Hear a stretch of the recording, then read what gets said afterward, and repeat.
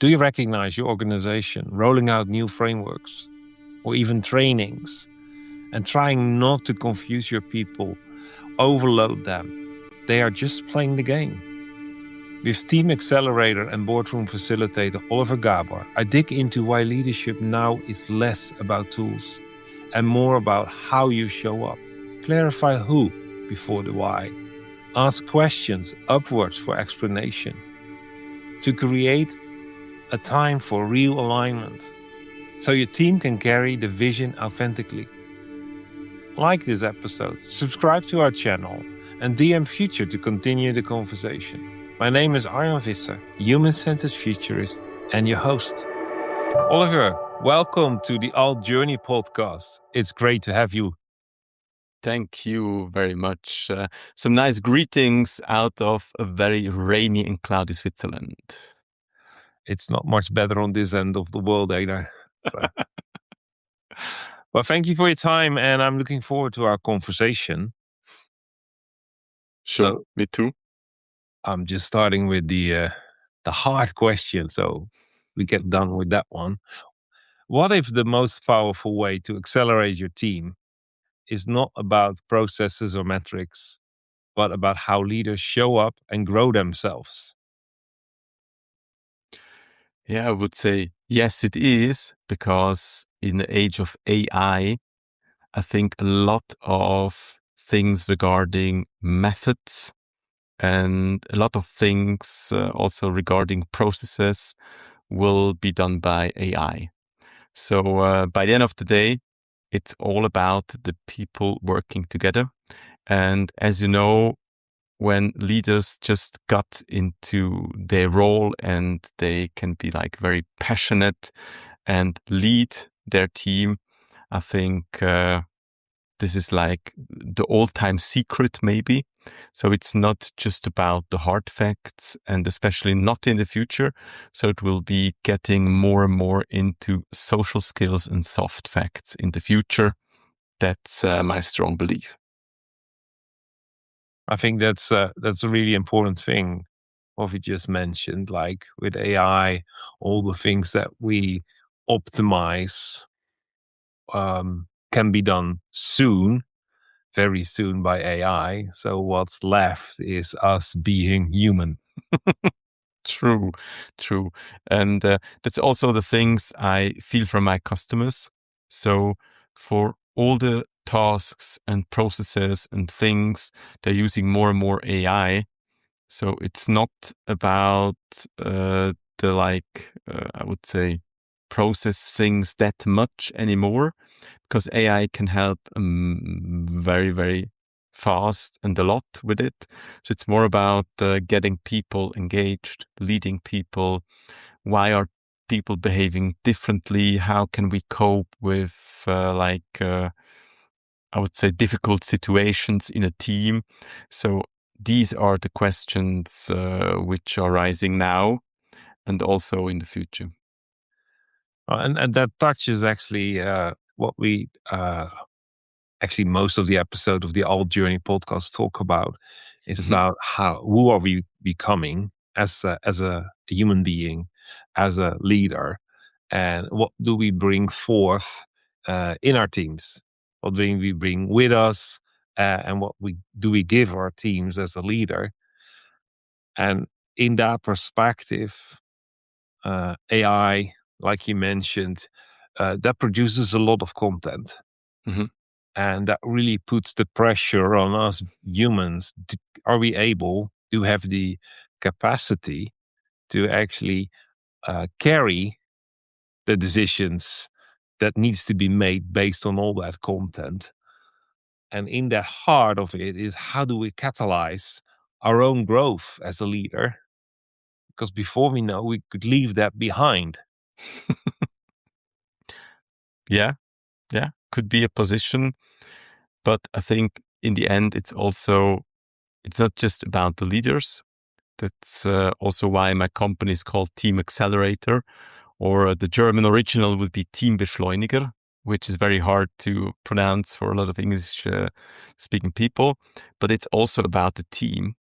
So you as a leader, if you just go into the front and try just to pull people behind you, it will not work, as we all know. So it's also very much about how the team connects with each other, with the leader, and how you can maybe also get people into new directions so they work better together as a team. Because if you're a good role model as a leader, that's maybe a good starting point. So people start to follow your behaviors. They start to follow if you just get along as a role model. But in the end, they also need to grow themselves. So I think that's why I will have a lot of work to do still in the future and still in the world of AI. Yeah. So leaders inspire their the team members. Um, and what is the best example you can give as a leader is how you grow yourself from the inside out. So you inspire your team members to also do not separate the personal growth with the business performance, but see and find how they go hand in hand. Mm-hmm. They should, because that's a good example I was experiencing when I was joining a new team, when I was still employed in a company. And then I met my new boss, and I was working in consulting before, but new company, new roles, what you can do, cannot do, how the expenses work, etc. And it was so cool memory I still have, that he was like, just do the same as I do. And I was like, okay, so can you just explain, the rules, how we should behave? Is there any dress code, how we do certain things at customers? And it's just like, you have now the opportunity. We have the same customer. So just get with me. We go there and you just see how I do it. And if you do it the same, you're actually following all the company rules and behaviors you should. And if there are any questions, just ask me any questions. And this was so like, wow, and fresh and okay. So I can just somehow follow him and learn and see how he does it and what he does. And that was so fresh, and there was like no pressure, Otherwise it's like, okay, new company, I need to like learn all the things they do differently, to not behave like completely different the others do. So that was very fresh to see, okay, he's like leading as a leader in a way of just follow me. You cannot go wrong in just doing the same thing as I do. And that's a great example. I'm just wondering, how long did it take you um, to fully let go? That please tell me what you expect, what I need to do. How long did that take? Not that long, to be honest, because if I had any questions, I was just asking in a way of, okay, I learned a lot this week maybe, but there are like two things I'm not quite sure why you do it like this. And is it supposed to go like this? Because I did it like completely different in my old company. And so it was very easy to get along. And because I like a structured approach, but sometimes I'm not that good, or I don't want to follow all the rules. So I somehow find my way. And in this case, I did not have to find my way, because it was just so easy to follow and to ask some questions. So that was pretty cool, to be honest. And I adapted very fast, as you were asking. How much does this experience change your perspective on leadership?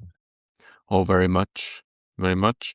And in hindsight, I was thinking of all like the team leads or department leads I had in the past before that. And I can just remember why I liked some of them and why I did not like some of them. And the conclusion was each leader which gave me a lot of freedom, but also like clear rules I really appreciated, so I could go like my own path, but exactly know where to turn left and right because there were some certain rules in place.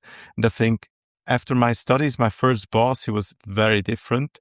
So he was just not talking anything with me. I had no clue sometimes what to do, where to go, where to do stuff. And if I asked some questions, he was like, I'm just leading the team. I cannot give you any advice, which is like technical or how you should behave, find your own way. And I was like, okay, so what do you know? And why are you my team lead?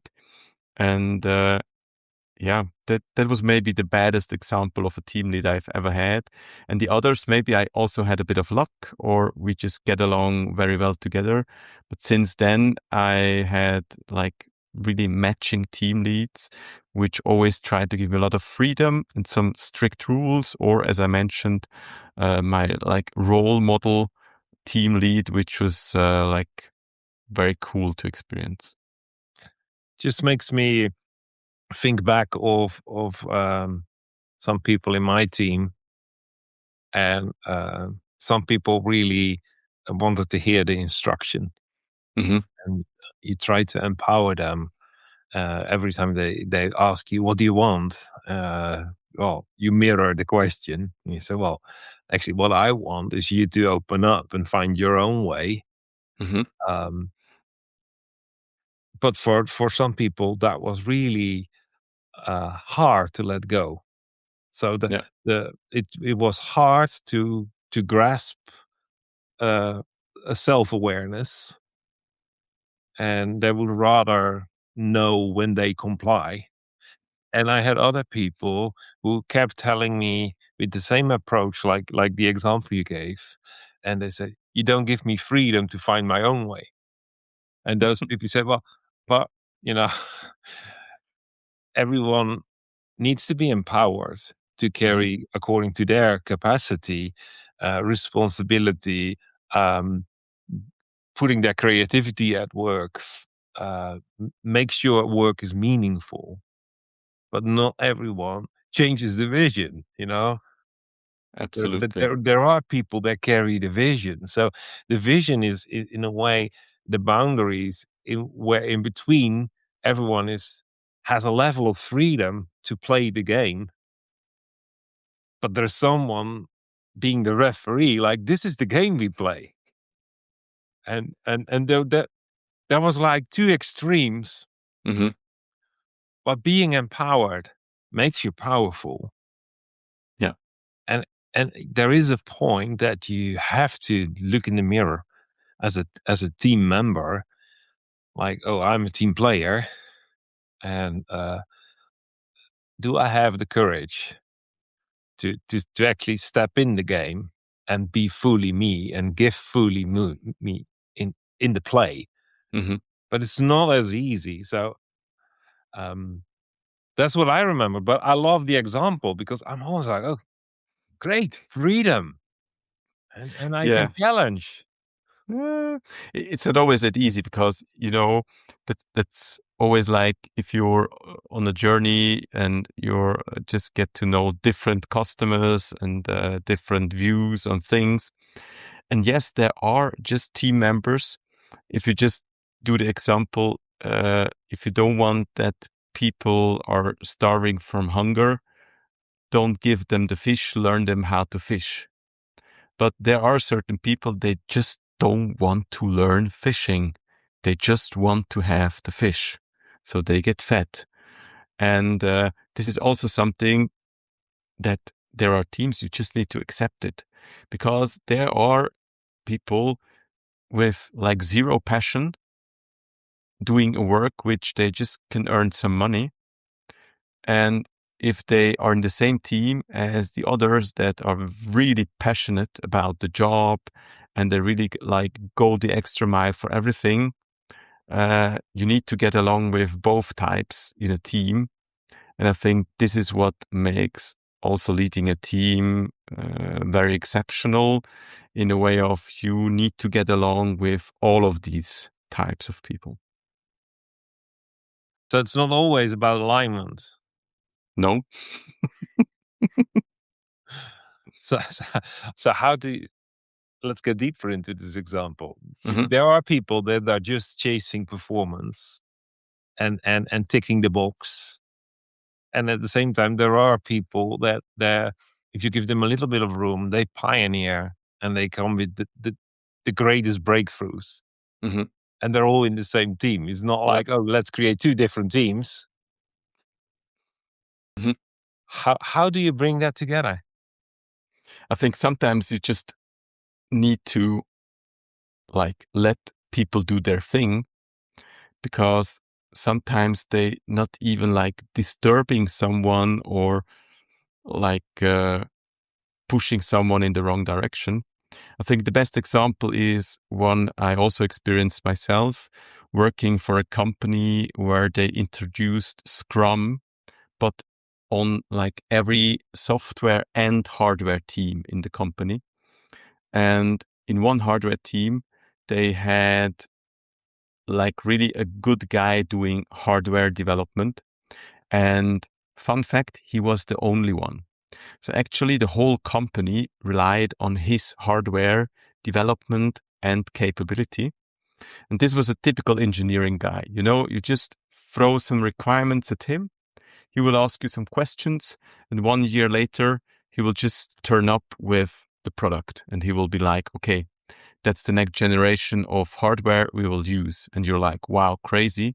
And it will run like 100%. So he's a genius. But, you know, he's a very like tough guy to handle and he don't likes to speak that much.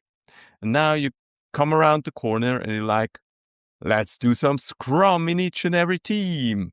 Let's go. We first start with some daily Scrums. Each morning we just stand together.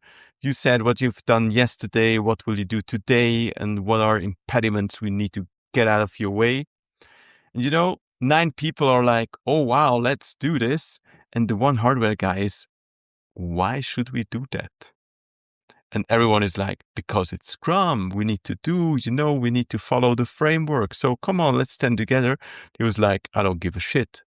You know what I do? I'm doing the hardware for the whole company. So don't ask me like stupid questions every morning. I will do my job, you know, and you know that I deliver 100%.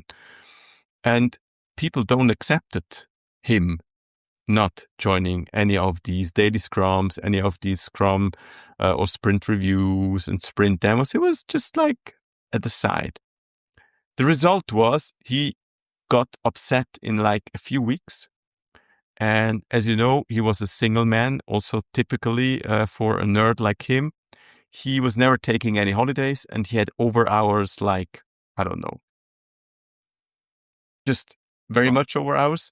So he was just giving his signing and said, okay, I will leave the company. And he left in 7 days. So hardware development stuck, I think, for at least 2 years in that company because they hired like 2 other guys, or at least 3 guys doing the same work, could not cope up to the level like from today to tomorrow. So they needed a lot of time, lost a lot of money, and lost a lot of reputation just because they were not able to get along with someone not accepting the new method. Because you could just say to him like, okay, let's have like a different, how you say, a different arrangement with you. So we will still do Scrum, but if this just impacts your work that much and you don't feel well treated, let's have a discussion and find a way. But everyone was like just looking forward, and you know, Scrum is the new shit to do because this was like 12 or 13 years ago. So their Scrum was like the new shit to do. And that's a good or like a bad example for me, how you can just lose a lot of money, a lot of reputation, just because you try to push someone into a box. I think this is a great example, and I assume many people recognize this, and I think we should learn from it. because Scrum is not a new thing. But when we come up with a new thing, we start to implement a tool as an ideology.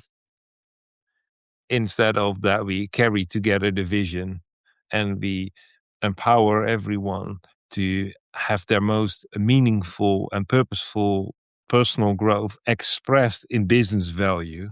Mm-hmm. And then with the ideology, we become religious immediately. Absolutely. And it blocks the people. Yeah. It creates a duality in or out. And it creates so much tension. Well, actually, there is already enough pressure on the leadership because it's a human job. Leadership It is not is. management. No, it's a human job, and everyone is different. So it's already really complex. And now you want to add such an ideology. Although it sounded great on the PowerPoint, but it It is, did. It did. people now need to comply to the tool while we were actually executing a vision, which was already hard enough to get everyone on board and understanding it and expressing it in an authentic way themselves. Yeah. But sometimes even the vision is not clear for everyone. So this leads to certain things like I was booked for a series of, I think, 12 or 15 Scrum trainings in a big pharma company. And they just sent random people there. Like they registered for something which was, I think it was an agile boot camp or called something similar. I don't remember. But like facility managers came just into the training. And I was doing half-day Scrum with them. And one other colleague was doing half-day design thinking with them. So they had no clue about the vision, why they need to attend this training. And then they are coming to my training and I'm like, okay, let's do some agile practices. It's so cool, that you can just pull your work and decide how much you want to do and how much you're capable of doing. And then let's have some insights of Scrum and how we do it. And then in the break, one facility manager just approaches me and he's like, I'm in the wrong training somehow. And I'm like, okay, so what do you do? He's like, I'm facility manager. I'm just checking if the heating systems of these buildings are okay. And if they are not, I'm going to repair them. So it's like that easy. And I was like, okay, so what did you expect? And he was like, I was just sent here because like the whole company is doing Agile and Scrum. So I also need to adapt to it with my team. And I'm like, okay, so do you do like some iterative things in your job, which are like plannable for 2 weeks? And he's like, no, why you're asking? I'm like, yes, because this will be a fit with any of the frameworks I know, which I also will teach you in the training. Is like, no, it's like sometimes I would need to have like 5 phones because all the time my phone is ringing, I cannot even work. So it's like spontaneous work we do, and I cannot like plan for 2 weeks. I'm like, okay, so maybe you would need to look in something different, like a Kanban board or something. But this was not part of the training. So I was just allowed to talk about like agile mindset in Scrum. So after lunch, he was just like walking away. He was not even doing the design thinking stuff in the afternoon. But this is also like the company just wanted to have everyone on board. Doesn't matter what the job is, what they think. So they just pushed the vision, which like I would say nobody understood. Not even the people working in development or software there in the company. So they completely failed. But I think in the end, this is also the kind of training, maybe you also experience some of these, that companies just do to like, that they can say, we did it. So what else can we do? We transformed the whole organization.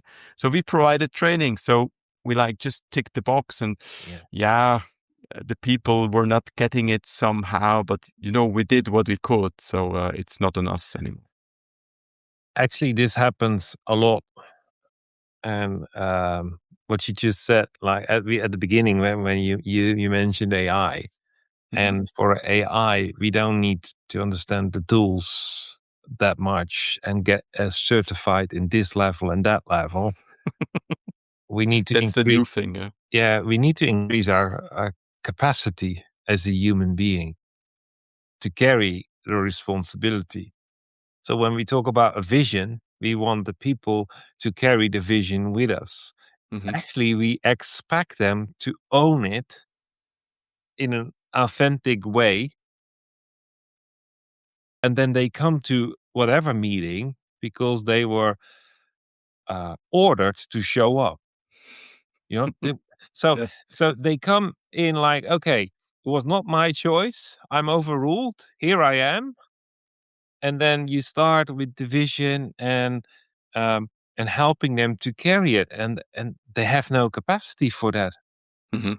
And the tool based, the skill based mastery trainings are great for executing.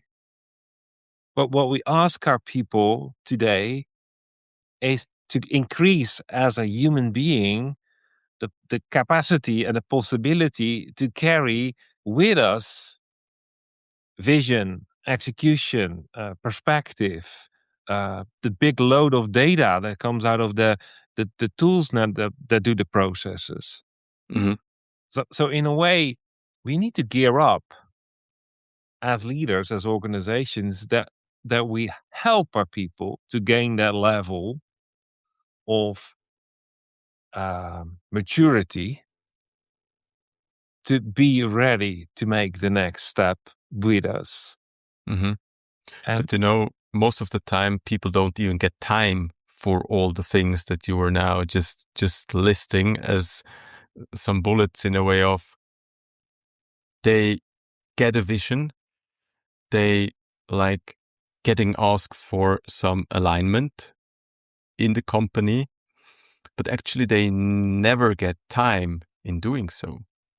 So it's like, okay, we have a vision, we have some things to do, we should align to each other, but just please do it in your daily work.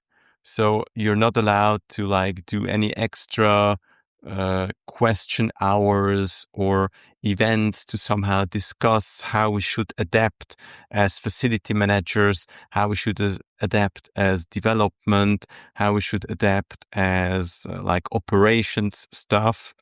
So this would be the cool question to ask. So where do you give us time to do alignment, to ask ourselves questions, to go deep into the topics which are just pushed on our table? Because if we go back to operations, people will never change because they don't get the time to even think about it. I absolutely agree. And I think that points out the issue. Because the people are operationally so overloaded. And we talk about that everything could change with tools like AI. And then I'm talking about the lowest form of AI, who takes over everything that's repeatable and sequential. And then we want the people to switch roles. So now they are micromanaged. And then they are free. And then they are free. And we expect them to micromanage AI. So the micromanagement is never meant to be on people, but it is meant to do on the repetitive processes. So the people will reject the micromanagement, and are already done. And now the big invitation and the big step up is still to come. So the team alignment, I guess, needs to help the people to be prepared. But yeah, sometimes we also forget that, we have our own companies. So we make a lot of choices which are aligned to us, which are aligned to our vision, to our value, because we can. But I think we forget a lot that people just doing a job in a company, they need to align. So they have actually no choice. So if you just playing the same game but applying different rules, they don't have any choice to like just step aside and say, I don't like it anymore. So if we now have a football game with red and yellow cards, and now you just entered with a white and the black card, which is totally new and like really gets a new game for me. I need to align, but I cannot. So what do we do? In our case, if we have, for example, customers that do not align to our values, or maybe you have like a strong gut feeling that, oh, this will not go out that well, you can just refuse and say, okay, that's not aligning to my vision, that's not aligning to my values. Just not because you're good or I'm good and you're bad, it's just because we're not aligning, so we just skip. And I think we often forget that a lot of people which are employed don't have the opportunity to skip alignment, and they're getting forced, but they don't get the time for it and they don't get asked any questions. So that's the tough thing, I would say. So it comes back to the leadership. If the leadership is inspiring the people to learn for themselves, they need to create that environment and model learning themselves. Mm-hmm. And if the leadership is not doing that, if the leadership is processing everything they know through their current state of knowledge and self-awareness, then they are not inspiring their people to grow. Yeah. Because then the people will react, I know as well, this is what I know, this is it. And there's this huge opportunity to learn, and that makes life and work as part of, well, probably we spend most of our hours working, makes it purposeful and meaningful. Mm-hmm. So if a leader is listening Mm-hmm. and just realizes that they are relying on old habits and in a way creating external pressure to lead their team, what's the first shift they can make to lead more with authenticity from the inside out to inspire their people? I think we will just get back to the role model thing, I would say.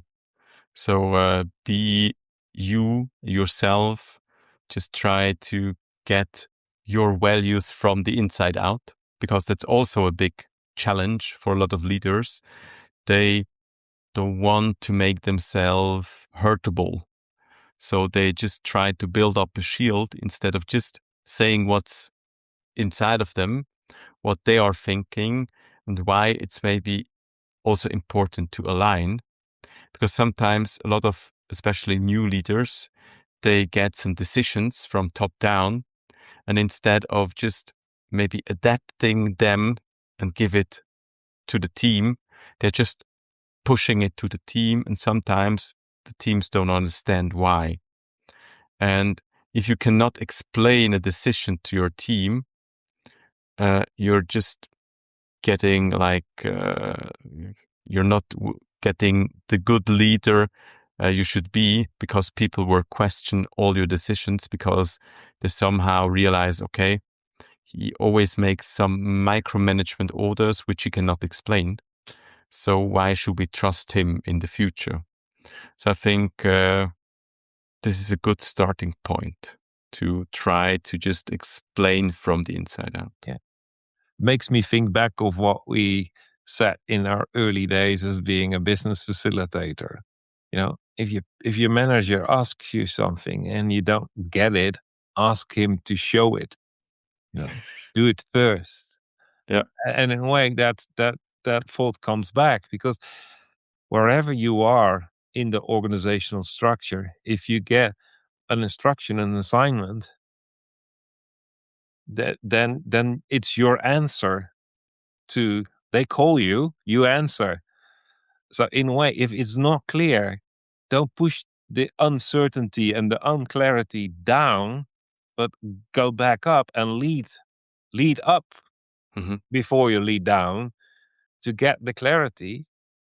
And that could mean that you just ask those who gave you the instruction, can you show me? Mm-hmm. Or can you explain me why? Because sometimes it's very easy, but a lot of the leaders don't ask the upper management why they put something new in place. Because sometimes the rule sounds like very stupid, but if you get the explanation, it's very easy. I just make an example of you're getting your laptop and you need to sign like 10 pages of documents. And then you're like, okay, why do we need to sign 10 pages of documents in this company? And if you're the first type of leader, which just got the documents from HR and just give it to the new employee, and if he or she asks you why I need to sign 10 pages, you're like, I don't have no clue. It's a shitty company rule. Don't ask me, just sign it, please, because otherwise I need to take your laptop away. That's the baddest example. So at the end, you should be a very good leader in a way of, okay, HR puts me down the 10 pages. I'm just asking, okay, so this is something new. I never saw that before. What did change? And if they explain, we had some people just don't returning the laptops, and we need to clarify that it's a company laptop. And if they if they get fired in the first 3 months, they need to put it back immediately. Otherwise, we have some rules, and so on and so on. And if you know, that's very easy to explain. So if new employees ask, why the hell I need to fill out 10 pages and sign them, then you can easily explain, we had this and that in the past, and we just want to be sure that our company is safe and that you are also feeling comfortable, and so on and so on. So you can easily explain, and people, I think 90% of them will understand and say, okay, yes, I got it. Okay, some bad things happened in the past. That's why I need to sign. But that's, I think, a huge difference, especially to new employees. Yeah, well, just make it closer to home. If you would have raised your kids with an instruction, and the first right question would be why, and we all know kids always ask why. Sure. So it's the most natural, organic question. Mm-hmm. It's not annoying. It's the question that deserves an answer. And if you as a parent then would say, don't ask me why, because I was told to do this as well as a kid, and then you expect to have to make world changers, raise world changers, and not have terrible teens. But you create an obstacle, because the purposeful question why is dismissed as not relevant, and that's weakness, not the shield to protect and be vulnerable, but not knowing the why and just pushing it down the line. Yeah. But that's a good example, especially if I think back to our first questions about the role model as a leader, because that's also something I always need to smile a bit if I see parents not wearing a helmet on a bike, but their children's. And then I'll be like, how could you? So how did you explain this to your kids? How? So it was like, why is daddy not wearing a helmet? Because I'm an adult, and then I know how to drive a bicycle. But then my kid would ask, but daddy, what happens if a car just hits you? I'm like, I'm an adult. A car won't hit me because I have a look. So sometimes it's just that easy. And what is like so natural maybe in coping with your family or raising your kids, it should also be in your company. So if you're having like 100 francs of expenses and you're not allowed to go over, and people just see on Instagram splashing the bottles of champagne with your customers, but at the same time they know, but how did he pay? Because the expenses just go until 100. So maybe not the best idea. So if you stick to it, that's, I think, a good And thing actually, to do. that bicycle one is a very, very nice one. I just remember we live close to a school, and you see the little kids sitting behind their parents in a seat on the bicycle, wearing a helmet that is way too big, but they're growing, and then the parents not. And just imagine that the kid would just pull the jacket of mom or dad and say, "Why are you not? You know, you are riding the bike. I'm just sitting here behind you." Like, and every time it comes by, you think this is really weird, you know. Yeah, absolutely. Because So, that means you demand your kids to wear a helmet for safety, and you're yeah, not modeling it. And actually that shows how close the blind spot is there, and how much it is needed. That we become honest about that. absolutely. And I think people really underestimate that if you're a leader, your team will copy a lot of the things you do. Yeah. And you can either tell them, hey guys, just copy what I do. You will always like do the good thing. But also, if not, they will. So if you are behaving like bad to employees, they will also behave bad to each other. If you do not make any decisions, they will also tend to just draw back on any decision. And that's also a big thing about leadership is that if your boss is pushing you, you don't need to push your team. So what behavior you're getting from the outside, you do not need to push it into your team. So I think that's also a good leader, that he or she is not just pushing the same way other people do on them. So they also try to protect their team and to go their own way and own path. That's important. Before I ask what are the 3 takeaways, how can people connect with you? Just go on LinkedIn. So I think that's the easiest way to connect. You see my name somewhere, I assume. I'll add the So link to the description in the description. you add the link to the description. So if you're brave enough and your German is really good, then you just type in www.teambeschleuniger, which is one word, .ch, and just come along, or you just type in Teambeschleuniger or Oliver Gabor into LinkedIn, and you will see the same nice guy smiling at you, holding some Lego bricks. So then you know, okay, you're at the right spot.